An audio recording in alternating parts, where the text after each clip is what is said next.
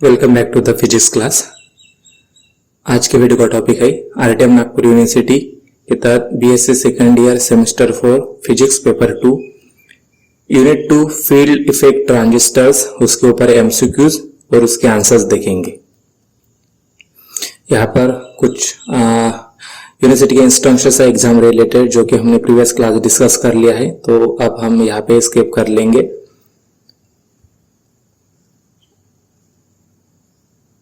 Question number 1. What are the three terminals of JFET? Option A, emitter, base and collector. Option B, emitter, drain and gate. Option C, source, drain and gate. Option D, source, drain and base. Correct answer is option C, source, drain and gate. JFET जो होता है field effect transistor, तो यहाँ पर तीन terminals होते हैं। एक होता है सोर्स, ड्रेन और गेट। गेट यहाँ पर पी टाइप मटेरियल से बना हुआ, पी टाइप मटेरियल यूज किया है गेट के लिए। और जो भी आपका सोर्स और ड्रेन है तो वो एन टाइप से बना हुआ है। तो हम क्या कर लेते हैं, ये जो गेट है ये negative terminal of the battery connect किया है विथ रिस्पेक्ट टू सोर्स, और जो ड्रेन है वो positive terminal of the battery connect किया है with respect to the source. तो क्या होता है कि जब भी गेट वोल्टेज 0 रहता है तो यहाँ पर जो इलेक्ट्रॉन्स रहते हैं सोर्स से ड्रेन की तरफ मूव होते हैं जब भी हम पोटेंशियल बढ़ाते हैं। तो जैसे जैसे गेट का वोल्टेज बढ़ता है वैसे वैसे यहाँ पर डिप्लेशन रीजन फॉर्म होता है चैनल में, एन टाइप चैनल में। और उससे क्या होता है कि जो भी इलेक्ट्रॉन का फ्लो होता है या फिर जो भी करंट फ्लो होता है ड्रेन से सोर्स की तरफ, तो वो कंट्रोल होता है। Question 2, which is majority charge carrier in p-type JFET? Option A, electron. Option B, negative ion. Option C, holes. Option D, positive ions. Correct answer is option C, holes.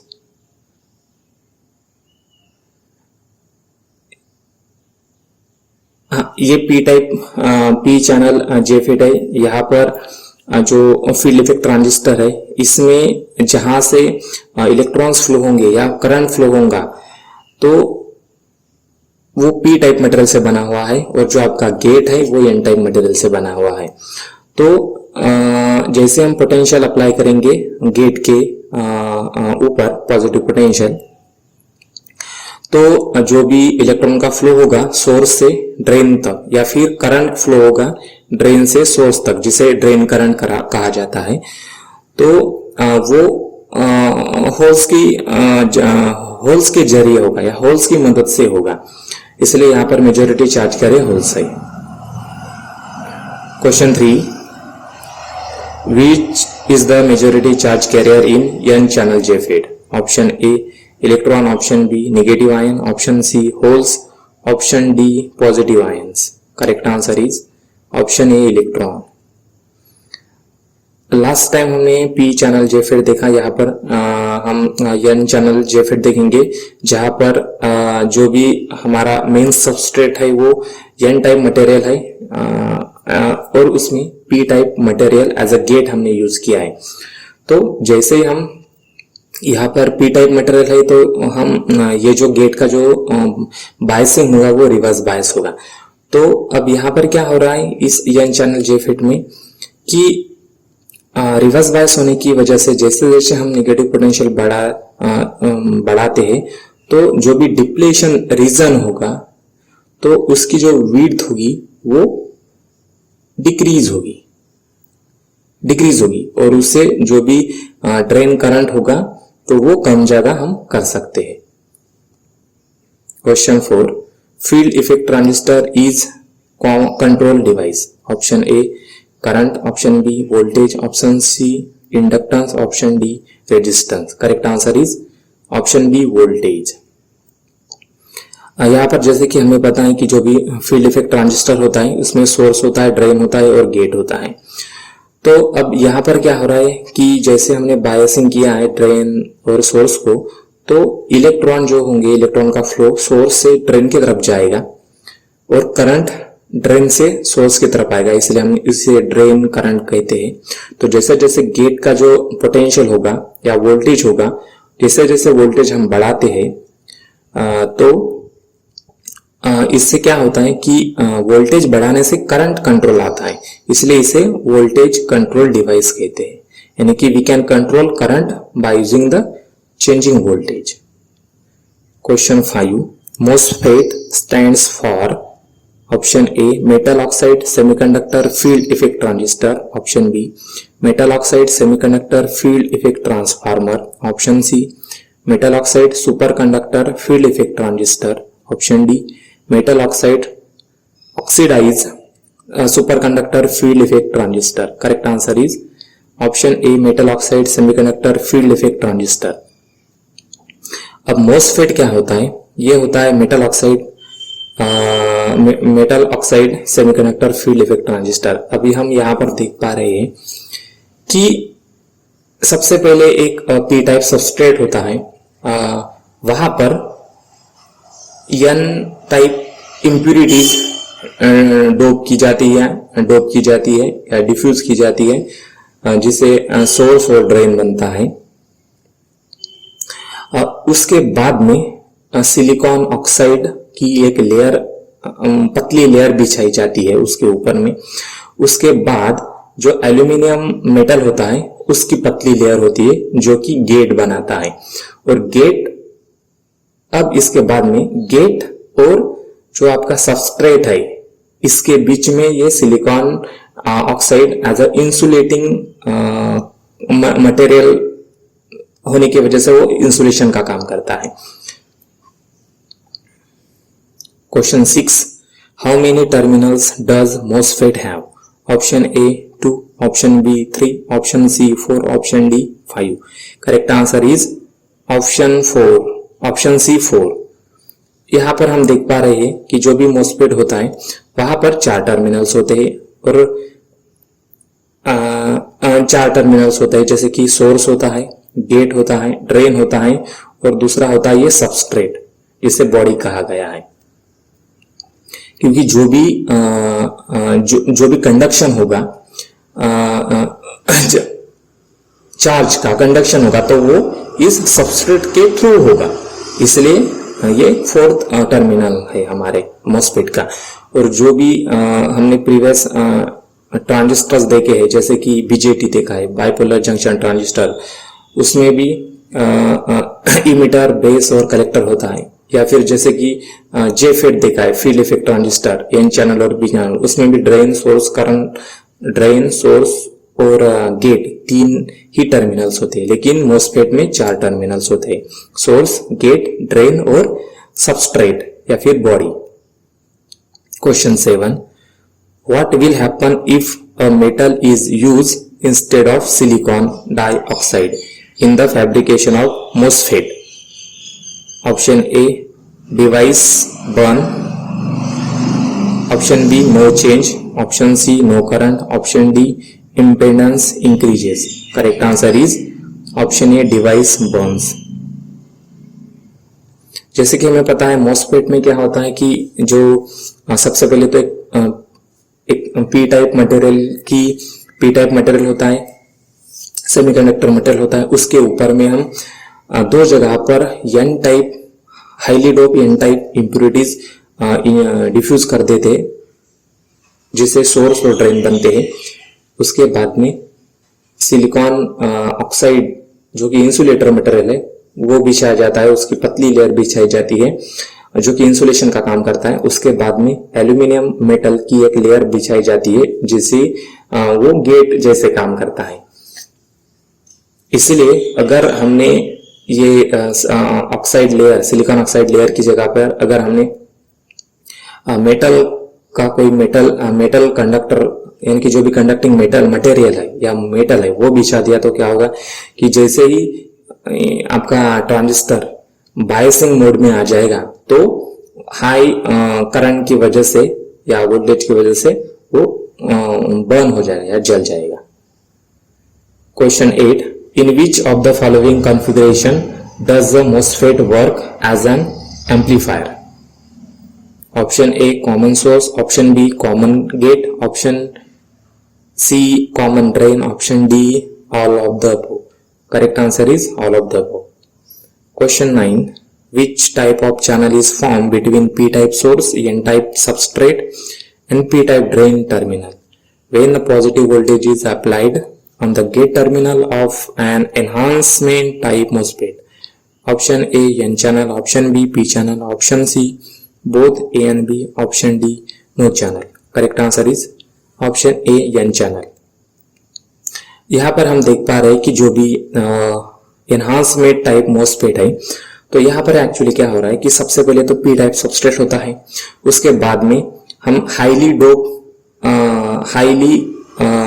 Dope N type semiconductor और N type semiconductor diffuse कर देते हैं, जिससे drain और source बनाते हैं। उसके बाद में सिलिकॉन डाइऑक्साइड की एक पतली लेयर बिछाते हैं जो कि इंसुलेशन का काम करता है। उसके बाद में एल्यूमिनियम मेटल की एक पतली लेयर बिछा जाती है जो कि गेट का काम करता है। अब क्या होता है कि जो भी ये गेट होता है तो जैसे कि सबस्ट्रेट आपका पी टाइप है, तो गेट के ऊपर में हम जैसे ही पॉजिटिव वोल्टेज निगेटिव वोल्टेज जो बढ़ाते हैं,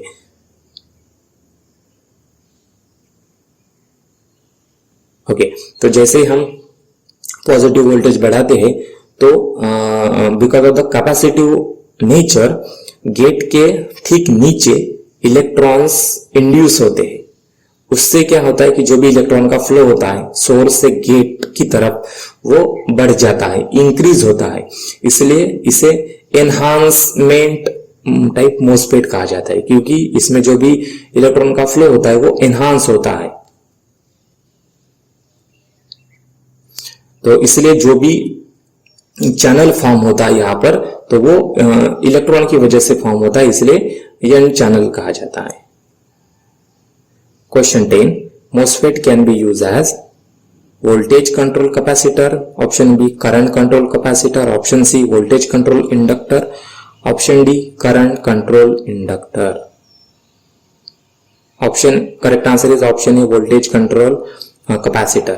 अब यहाँ पर हम देख सकते हैं कि व्हाट इज कैपेसिटर एक ऐसा इलेक्ट्रॉनिक डिवाइस है जो कि चार्ज स्टोर करता है या पोटेंशियल स्टोर करता है, जिसमें क्या होती है कि दो मेटालिक प्लेट्स होते हैं और उसके बीच में एक डाइलेक्ट्रिक मटेरियल होता है या इंसुलेटिंग मटेरियल होता है।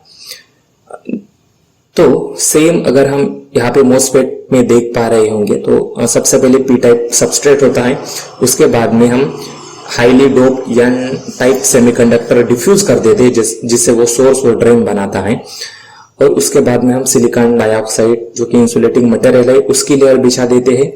उसके बाद में एल्यूमिनियम मेटल ऑक्साइड की लेयर बिछा देते हैं जो कि गेट का काम करता है। अब गेट और सबस्ट्रेट जो कि पी टाइप सबस्ट्रेट है, इनके बीच में एक सिलिकॉन डाइऑक्साइड यानी कि इंसुलेशन की लेयर है जो कि कैपेसिटर बनाता है। ठीक है। Question 11. Necessary condition to create a N channel in N channel enhancement MOSFET is option A voltage between gate to source less than threshold voltage, option B 2 times voltage between gate to source greater than threshold voltage, option C voltage between gate to source greater than threshold voltage, option D voltage between gate to source greater than 2 times voltage threshold voltage. Correct answer is option C voltage between gate to source greater than threshold voltage.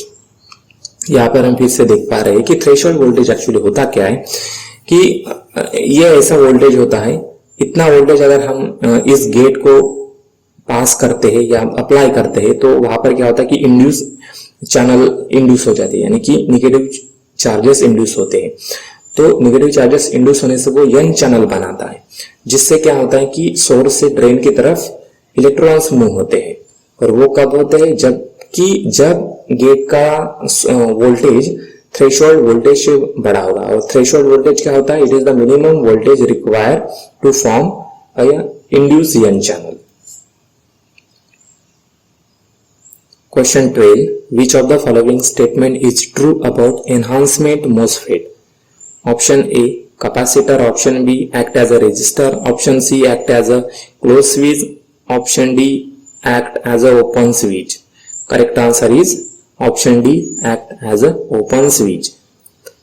Actually enhancement MOSFET जो होता है तो वो capacitor capacitor के जैसा भी काम करता है, वोल्टेज कंट्रोल कैपेसिटर के जैसा काम करता है। और उसमें जो कि उसमें कोई कनेक्शंस होता नहीं है, इसलिए वो ओपन स्विच जैसा भी काम करता है।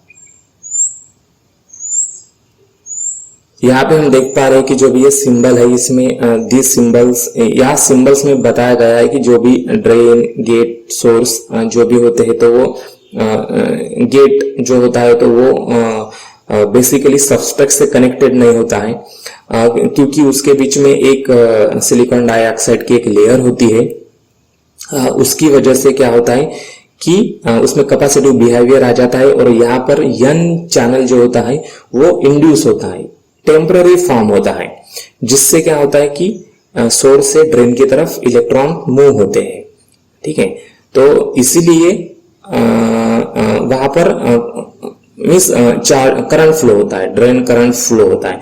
अगर हम बायस देंगे नहीं, यानी कि जीरो पोटेंशियल अप्लाई करेंगे, तो वहां पर कुछ भी कनेक्शन नहीं होगा, कुछ भी चैनल फॉर्म नहीं होगा, तो वो ओपन स्विच जैसे ही काम करेगा। Question 13. The effective channel length of a MOSFET in saturation decreases with increase in which of the following parameters? Option A, source voltage. Option B, gate voltage. Option C, body voltage. Option D, drain voltage. Correct answer is option D, drain voltage. Question 14. For a transistor, in its circuit symbol, the line between drain and source was broken. That what does this indicate?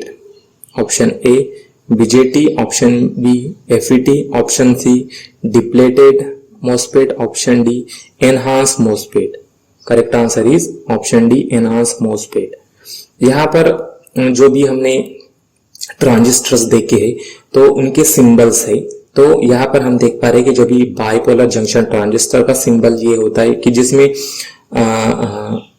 Broken यानी कि कुछ भी there is no drain source होता नहीं है, तो ये option तो हो ही नहीं सकता। उसके बाद में हमारा ऑप्शन एनहांसमेंट टाइप और डिप्लेटेड टाइप मॉसफेट में से ही होगा। तो अगर हम इन सिंबल को ध्यान से देखेंगे तो जो भी ड्रेन और सोर्स का जो भी कनेक्शन होगा, ये ड्रेन और सोर्स का जो कनेक्शन होगा, तो इसमें ब्रोकन लाइंस है, ये these lines are not connected. लेकिन डिफ्लेशन टाइप में देखेंगे तो ये जो ड्रेन और सोर्स का जो कनेक्शन है तो ये एकदम कंटिन्यूस लाइन से कनेक्टेड है, इसलिए हमारा ऑप्शन होगा enhance MOSFET. Question 15. Which of the following is the fastest switching device? Option A BJT. Option B JFET. Option C MOSFET. Option D triode. Correct answer is option C MOSFET. यहाँ पर bipolar junction transistors दिया गया है, जिसमें emitter base का collectors होता है, उससे भी एडवांस ट्रांजिस्टर्स होते हैं हमारे जेफेट फील्ड इफेक्ट ट्रांजिस्टर्स, उससे भी ज़्यादा एडवांस और फास्ट होते हैं मॉसफेट, जिसमें यानी कि हम जो भी चैनल होता है इंड्यूस चैनल, यानी कि एनहांसमेंट मोड में चैनल इंड्यूस करके हम जो भी उसका करंट फ्लो है या ड्रेन करंट फ्लो है वो हम इंक्रीज कर सकते हैं।